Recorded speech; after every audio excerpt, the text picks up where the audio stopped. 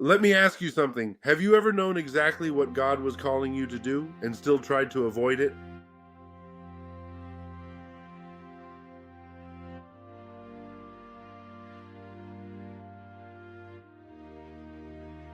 Delayed it, ignored it, ran in the opposite direction because it felt too big, too uncomfortable, too uncertain?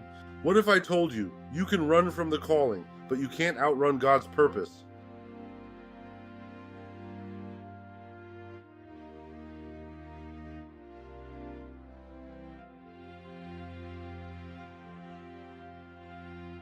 Today I want to tell you a story about a man who tried to run from what he was called to do and what happened when he finally stopped. In a coastal town lived a man named Jonah. Jonah wasn't ordinary. He had something most people didn't: clarity. He knew what he was supposed to do. God had spoken to him, clear, direct, undeniable. Go, God said, and step out. Do what I've called you to do.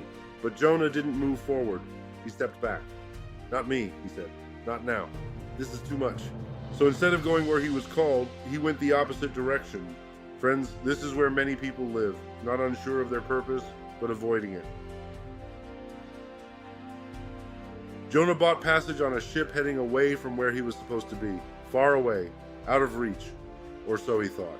Jonah 1:3 says, "But Jonah ran away from the Lord and headed for Tarshish." At first, everything seemed fine. The sea was calm, the journey smooth, no signs of trouble. And Jonah probably thought, see, nothing happened.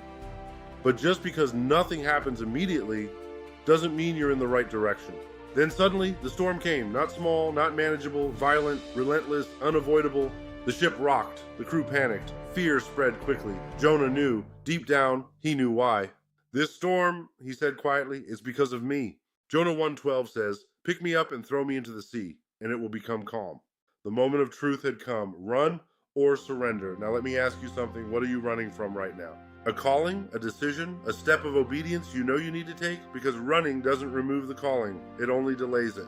Jonah had a choice: keep running or take responsibility, and in one moment he chose. They threw him into the sea, and just like that, the storm stopped. But Jonah's story didn't end there. Jonah 1:17 says, "Now the Lord provided a huge fish to swallow Jonah."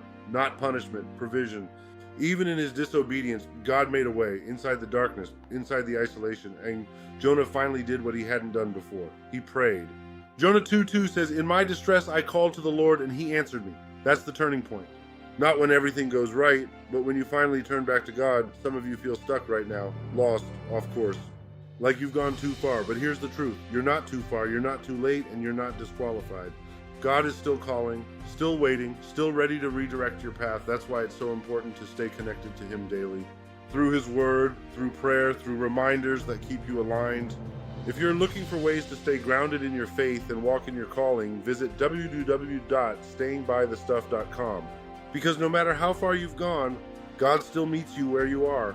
Jonah tried to run, tried to escape, tried to avoid what he was called to do. But the moment he surrendered, everything changed. Jonah 3:1 says, "Then the word of the Lord came to Jonah a second time. And today, someone listening needs to hear this. God is a God of second chances. You may have delayed, you may have run, you may have missed it the first time, but the calling is still there. So stop running, turn back, step forward, because the purpose you're trying to avoid might be the very thing that changes your life." If this message spoke to you, be sure to follow for more powerful parables and faith-based stories. And if you want reminders that keep you walking in your purpose, visit www.stayingbythestuff.com. Because no matter how far you've gone, God is still calling you forward.